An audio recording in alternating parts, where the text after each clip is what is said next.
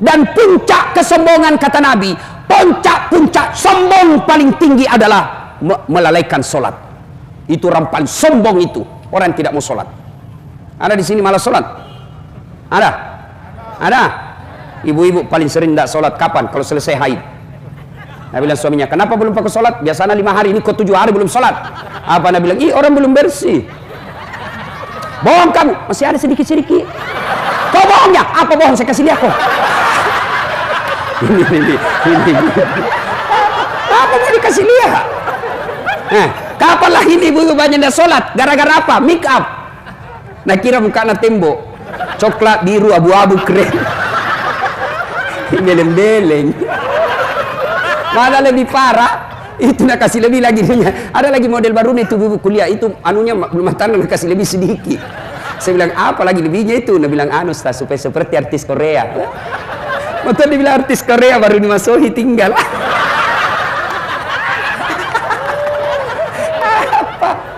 Apalagi di bumi banyak dah sholat gara-gara apa? Jilbab. Saya ini keliling-keliling di ceramah Pak. Itu di Malaysia jilbabnya ibu-ibu di sana segitiga saja kasih peniti 1 selesai. Brunei juga begitu, di Filipina Selatan juga begitu, di Saudi juga begitu. Tapi begitu kita masuk di Indonesia, itu jilbabnya ibu-ibu, jilbab sakaratil maut. 3 lapis Pak, 3 lapis, kuning, biru, abu-abu. Ada lagi nak kasih ngiring-ngiring. 14 pentulnya, 17 cipi-cipinya. Ada kayak pohon-pohon di belakangnya sini Pak. Ya, dia pakailah itu roknya yang sempit, sudah naik ke lehernya dengan kain. Diambil 2 meter dulu kain, ripi. Jalan ya, beginilah dia goyang. Jalan Nabi bilang suaminya, buru-buru ke ibu, sebentar lagi Pak. Beleng-beleng. Begitu masuk waktu sholat, hayya 'alas sholat. Datang suaminya, ibu, kok sudah haji tuh? Baru-baru kok pulang umroh. Habis uangku 25 juta untuk kasih umroh kok. Kok sudah mau asar ini, kok belum sholat duhur? Kok bisa sholat dulu? Sadar kok Pak, justru saya sadar ini kok suruh kok saya sholat. Sadar kok Pak, saya sudah sadar kok suruh kok sholat ini.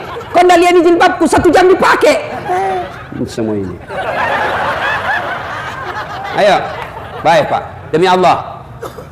Ada yang tanya, Ustadz, kenapa bisnisku berantakan? Kenapa rumah tanggaku kacau? Kenapa setiap urusanku selalu berantakan? Tidak sembahyang kok bos. Kalau kau tidak sholat jangan kau harap baik hidupmu. Tidak ada itu. Tuhan apa yang kasih susah hidupnya orang yang baik sholatnya? Tidak ada. Coba saya kasih contoh. Siapa yang punya dunia? Siapa? Allah. Bagaimana kau bisa miliki dunia kalau yang punya dunia kau tinggalkan? Ayo, contoh lagi. Pak Wali Kota ada ajudannya. Ada toh? Pak Kapolres ada ajudannya. Coba kalau Kapolres atau Wali Kota panggil ajudan. Ajudan! Itu ajudan biar lagi baring-baring langsung lompat. Siapa? Nah buan jalan kotek, nah siapa perintah? Langsung, siapa perintah Pak? Biar itu masih ada jalan kok. Siapa? Begitu takutnya itu sama wali kota. Ada ndak ajudan dipanggil sama Kapolres? Ajudan, tunggu dulu Kapolres. Sini dulu. Bapak ndak lihat saya sibuk. Jago mutu. Mana? Tapi Kapolres sebenarnya itu ada juga natakuti. Siapa? Istrinya. Mana ada polisi tidak takut sama istrinya? Nah bilang temanku sebenarnya itu polisi tidak takut sama istrinya Ustaz. Cuma ini istri suka melapor sama istrinya komandan. Dan komandan juga takut sama istrinya. Ayo coba lihat. Manusia begitu takutnya sama wali kotanya, begitu takutnya Kapolresnya, dipanggil langsung lompat. Padahal bukan Kapolres yang kasih rezeki, bukan wali kota yang kasih ujumur, bukan wali kota yang kasih kesehatan, bukan Kapolres yang kasih kalian nyawa, Allah. Lalu kenapa ketika Allah manggil kalian, hayya 'alas shalah, sini kau penghuni pasar, sini kamu sholat. Kita berdoa, ya Allah murahkan rezekiku, ya Allah bahagiakan keluargaku. Allah panggil, oke, saya jawab itu doamu. Sini kamu, hayya 'alal falah, sini saya kasih kau kemenangan. Ibu tahu enggak itu artinya hayya 'alal falah? Hayya 'alal falah, sini saya kasih kau kemenangan. Allah panggil kita. Tapi apa jawaban kita? Tunggu, lagi ada pembeli. Urus itu pembelimu. Demi Allah, kalian mau sukses, perbaiki sholat. Tidak ada susahnya Allah kasih kamu pangkat jabatan. Maka teman-teman pegawai negeri, mau jadi kepala dinas, mau jadi camat, mau jadi sekcam, tidak usah cari muka sama wali kota.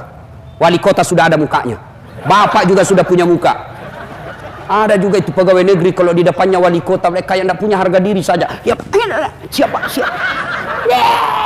Tidak laku itu, zaman kolonial itu begitu, bos. Saya biasa kasihan lihat itu pejabat di depannya, atasannya ada suaminya, ada istrinya, ada anaknya di situ. Anaknya dia lihat bapaknya kayak tidak punya harga diri. Ya pak, aduh jangan berlebihan pak. Lebih bapak minta kepada Allah. Kalau Allah yang kabulkan doanya bapak, kecil kekuatan wali kota. Yang tidak masuk akal saja bisa terjadi kalau Allah yang mau. Apalagi yang memang masuk akal. Mana masuknya Ustaz tidak masuk akal? Perempuan bisa tidak hamil tidak pernah disentuh laki-laki?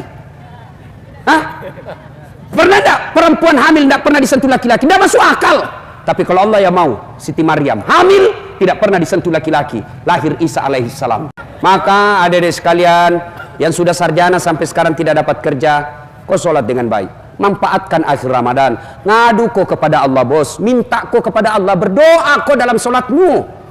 Ya Allah, saya malu ya Allah. Habis sawah orang tua saya untuk kuliah ya Allah. Sekarang saya pulang merantau ya Allah. Saya mau bahagiakan orang tuaku, tapi susah betul cari kerja. Kau larang saya menyogok, kau larang saya cari-cari muka, kau larang saya menyembah kecuali kepadamu ya Allah. Saya datang menyembahmu di malam Ramadan ini. Kabulkan keinginanku ya Allah. Kasih saya pekerjaan supaya saya bisa umrahkan orang tuaku. Masa Allah tidak kasih kau? Padahal Allah sudah janji. Ud'uni astajib lakum. Minta kau kepadaku, pasti saya kabulkan. Itu janji Allah, bukan janji caleg. Kalau caleg janji dia kasih semua kartu namanya Pak, pilih saya, sama-sama kita orang Bugis nih, pilih saya, ada masalahmu telepon saya 24 jam ini. Begitu terpilih, nah ganti nomor HP-nya. Hancur juga ini Bapak. Ada caleg tidak terpilih di sini? Banyak. Lapang dada Pak, jangan stres. Kalau Bapak tidak terpilih berarti itu yang terbaik. Sudah habis uangku Ustaz, anggap itu sedekah. Tidak ikhlas Ustaz, berdoa mudah-mudahan Allah kabulkan keikhlasanmu. Jangan sudah tidak terpilih, kau ambil lagi karpetmu.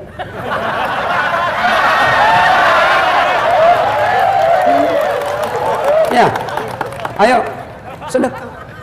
Baik sangka.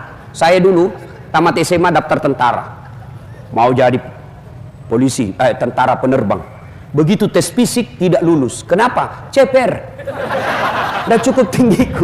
Saya protes kepada Allah, ya Allah kenapa kau lahirkan saya dalam keadaan pendek? Kau tidak rugi jadi Tuhan kalau saya jadi tentara. Temanku lulus polisi waktu itu, dia sekarang di Serse, Sulbar, Mamuju, dia pakai satu bunga-bunga di pundaknya.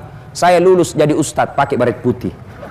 Tapi alhamdulillah dengan baret putih yang saya pakai, mulai baret merah sampai baret hitam, ku caramai kau semua. Apa ya?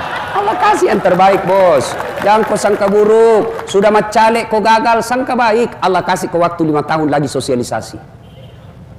Allah tahu di 2021 ada korupsi di kantor DPR. Bapak hilap tanda tangan. Allah tidak mau bapak dipenjara 7 tahun. Maka baik sangka. Ya, berdoa dalam sholat. Tapi tidak mungkin Allah kabulkan doamu kalau kau tidak sholat. Ustaz itu tidak sholat, tidak puasa, bagusnya rumahnya. Kok bisa Ustaz? Betul, bagus rumahnya, tapi tidak ada tenang dalam rumahnya. Bagus rumahnya Ustaz, bisnisnya jalan, betul, tapi apa? Anaknya 3, 1 pengedar, 1 pengisap, 1 kawin lari di bawah bandar. Betul Ustaz, bagus banyak rumahnya, mewah usahanya, tapi apa? Anaknya pulang jam 3 dini hari, diperkosa. Kenapa itu Ustaz? Baik sholatnya, 5 waktu di masjid, kok hidupnya susah, sangka baik. Sholat tapi hidupnya susah, berarti andai dia tidak sholat lebih susah lagi hidupnya. Bagus sholatnya Ustaz, kok banyak masalahnya, berarti bisa jadi dia tidak ikhlas. Hayyalah sholat, asar lagi, barusan kita selesai duhur, tidak ikhlas kok bos. Dia sholat Ustaz 5 waktu di masjid, kok banyak masalahnya, berarti bisa jadi dia sholat tidak sesuai yang diajarkan Nabi. Sholat tidak semangat. Allahu Akbar. Bismillahirrahmanirrahim.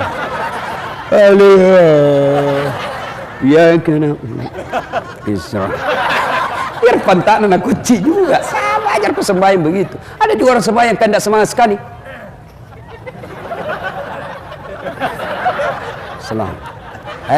Ada juga sholat Pak, cari kunci motor. Allahu Akbar. Pas di rakaat kedua dia pergi. Mana kunci motor? Baru dia sadar, melengkek di motor. Baik. Pasti kau tidak khusyuk, hilang sudah. Allahu Akbar, Allahu Akbar. Bagaimana mau baik sholatmu kalau kau begitu, bos? Ya kau ketawa ini, kakak kena. Sholat, apalagi sholat dia baca semua di dinding. Allahu Akbar. Persatuan Guru Republik Indonesia Cabang Kota Ternate. Ini kalau imam terlalu panjang, Pak, kan kita kreatif, Pak, dibaca semua. Kita meruku, belum selesai ruku kita mau ikut, tidak dihafal, terpaksa dibaca semua, Pak. Keadaan keuangan Masjid Agung Palu. Sudah itu belum selesai juga, terpaksa baju lagi dibaca. Caleg DPR RI nomor 7 semua dibaca, Pak. Bagaimana mau baik sholat kalau seperti itu? Ayo. Nah, kalau baik sholatnya, insya Allah Allah mudahkan kehidupan. Dan puncak kesombongan orang adalah ketika dia tidak sujud di hadapan Allah Subhanahu wa taala. Nah, ini yang kedua. Sifat orang takwa, taqaf. Apa itu? Qanaah. Apa itu qanaah? Merasa cukup dengan apa yang Allah berikan. Kenapa banyak orang di penjara? Karena dia tidak mensyukuri apa yang Allah berikan. Kenapa banyak orang akhirnya dipermalukan di media massa? Karena dia tidak mensyukuri apa yang Allah berikan. Kita menderita. Kalau mau bahagia, kalau Allah kasih kita rezeki 7, maka gaya hidupmu cukup 5 supaya masih ada keamanan 2. Tapi yang membuat kita menderita, Allah kasih kita rezeki 5, gaya hidupnya 7, akhirnya menderita 2. Kata Imam Al-Ghazali, kalau kau mau bahagia, urusan dunia lihat ke atas, ke bawah, urusan akhirat lihat ke atas. Artinya apa? Itu saja pegawai honor, Masya Allah, sumbangannya tiap Jumat masuk 200.000. Masa saya sudah golongan 2 ini tidak pernah nyumbang? Itu namanya urusan akhirat lihat ke atas. Urusan dunia lihat ke bawah. Yang punya mobil bersyukur, alhamdulillah ada mobilku meskipun tahun 97. Tetanggaku cuma motor. Yang punya motor, alhamdulillah ada motorku. Tetanggaku sepeda kemana-mana menggayung. Yang punya sepeda, alhamdulillah saya punya sepeda. Tetanggaku lumpuh, tidak bisa jalan. Yang lumpuh, alhamdulillah saya masih hidup. Tetanggaku kemarin mati. Insya Allah kau senang. Tapi kalau kau balik, tidak ada syukurmu, bos. Punya yang lumpuh, lihat orang yang kuat jalan. Yang kuat jalan, dia lihat yang punya sepeda. Yang punya sepeda, dia lihat yang punya motor. Yang punya motor, dia lihat yang punya mobil. Yang punya mobil, langsung jelek lihat mobilnya. Sudah punya 2, langsung lagi jelek lagi. Tidak pernah kau bersyukur. Dan orang yang tidak pernah bersyukuri apa yang Allah berikan, melahirkan sifat pelit, kikir, seke, kikir galap, paku jam batang. Tapi saya tahu orang Ternate, Pak. Pegawai-pegawainya saya dengar, alhamdulillah, tiap bulan dipotong gajinya untuk keluarkan zakat sedekah. Itu nih hartanya Bapak, Pak. Itulah yang Bapak tidak ada yang bisa curi. Kalau tabungan, ibu-ibu, tabungan ibu di rumah, tabungan di bank, belum tentu ibu punya. Mati mendadak, istri kedua yang pakai. Ayo, bapak-bapak setengah mati ngumpul duit, tabung, meninggal, anak yang pakai. Iya kalau anaknya soleh, kalau anak salah, yang kau pelit, bos. Tidak ada orang suka orang pelit. Saya tanya ibu-ibu, senang tetangga yang pelit atau dermawan? Senang suami yang pelit atau dermawan? Senang mantu yang pelit atau dermawan? Tidak ada orang suka pelit. Bahkan orang pelit sekalipun tidak suka sama orang pelit. Saya bilang, jago di rumahnya pelit itu, padahal dia juga pelit. Pak, tolong tunjukkan saya di sini, di Ternate, ada yang bangkrut gara-gara sedekah? Ustadz, itu yang di komplek itu yang sudut, yang besar rumahnya, kaya sekali dulu itu Ustadz. Hanya karena rajin bersedekah dia bangkrut. Tak ada. Yang bangkrut itu gara-gara selingkuh. Banyak orang Ternate selingkuh, Bu. Banyak. Kalau suaminya selingkuh, Ibu, introspeksi diri. Kenapa bisa suamiku ini selingkuh? Barangkali Ibu, suaminya ke Jakarta kemana-mana, pelayanan naik pesawat bisnis kelas. Sampai di rumah kelas pelayanan kelas ekonomi. Pantas suamimu cidak. Kalau mau pengantin cantik, ngomel aja kerjanya. Pulang suaminya kerja, ngomel. Ya. Kira gampang jadi suami, Bu? Kau kira gampang jadi suami? Susah itu dicarikan keuangan, Apalagi kalau polisi, kasihan di kantor dimarah-marahi sama komandannya, biar benar salah juga. Siap salah komandan, tema siap salah komandan, salah. Ayo Pak. Nih, di jalan kasihan mengisap lagi itu debu-debu dan di jalanan. Ayo, digoda oleh orang untuk disogok. Ibu-ibu paling susah dihadapi. Di jalan raya dia kasih masuk di helmnya itu handphonenya. Wesernya menyala kiri, dia belok kanan. Nawar sayur itu sambil menelpon. Ayo, sampai lagi kodong, ini polisi tadi dimarah-marahi di kantor, sampai di rumah dimaki-maki lagi sama istrinya. Bodoh kau, kenapa kau tidak lawan? Kenapa kau diam saja? Bagaimana mau dilawan lah komandannya? Ada memang itu perempuan suka ngomel aja kerja. Baik kalau dia cantik, sudah ngomel malas macam mau